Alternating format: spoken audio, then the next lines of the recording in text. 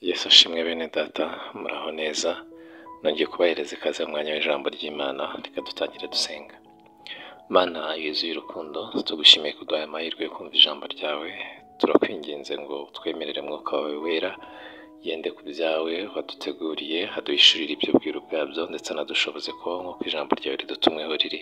Tubisabye twizeye mu izina rya Yesu, amen. Uyu ni umunsi wa kabiri w'icyumweru. Muri iki cyumweru turimo turaganira ku gusa na Kristo, kumwigana cyangwa se kwisanisha nawe. Uyu munsi rero wa kabiri turasoma mu rwandiko rwa mbere Pawulo yandikiye Abakorino, ibice 11 umurongo wa mbere. Haranditse ngo mugere ikirenge mu cyanjye nk'uko nanjye nyigera mu cya Kristo, Imana itugirire neza. Uyu ni Pawulo wari arimo avuga ababwira ngo bagere ikirenge mu cye nk'uko nawe ugera mu cya Kristo, mu yandi magambo ngo bamwigire nk'uko nawe yigira kuri Kristo Yesu.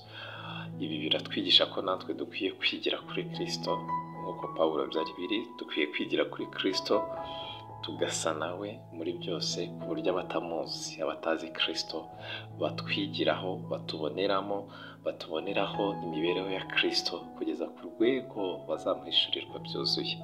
Hari abantu benshi cyane burya mubana, muturanye, mukorana, batazi Yesu pe, ariko bakwiriye kumumenya binyuze muri wowe. Bakwiriye kumenya ukuntu Yesu Kristo, imvugo ya Yesu bakwiriye kuyimenya binyuze mu kuntu uvuga. Imyambarire ye, imikorere ye, imigirire ye, bakwiriye kubimenya binyuze muri wowe. Ukuntu utanga serivisi bikagaragaza uko Yesu Kristo yakabaye yitanga. Mbese abantu bakabona Yesu Kristo mu migirire yawe, abatamuzi bakamumenyera mu mikorere yawe. Mbese uko ubayeho, uko ukora, bigakundisha abantu Kristo, bikamenyekanisha Kristo ku bantu bose, ndetse bikanamubakundisha kugeza ku rwego nabo bazamukunda, bikabarehereza kukumuzaho no kuza kumushaka ngo bamwakire. Imana itugirire neza. Wisuzumye, ese kuko urabona uri imfashanyigisho nziza abantu bakwigiraho ibya Yesu Kristo? Ubuzima bwawe ni imfashanyigisho yafasha abatazi Kristo kumumenya. Ukubaho koko bigaragaza imvugo ya Kristo, imibereho yawe kuko igaragaza imibereho ya Kristo, imibanire yawe n'abandi igaragaza ko Kristo ko yakabaye abanye n'abandi.